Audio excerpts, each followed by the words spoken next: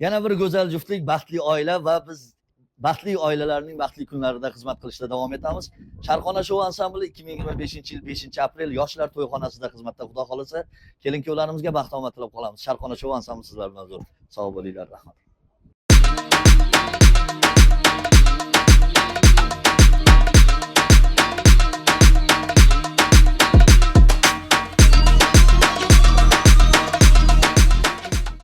Была у всех позитивное настроение. Я считаю, что свадьба прошла в очень хорошем ключе и с позитивной энергетикой. Спасибо, Шаркана Шоу.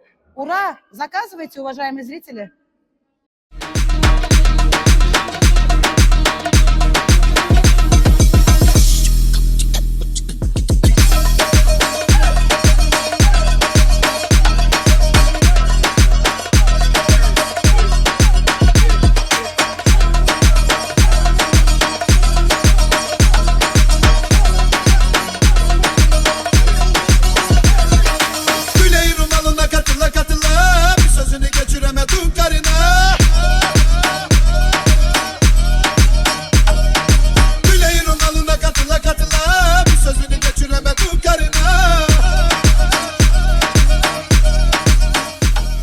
Allohim sizlarga kuch-quvvat bersin.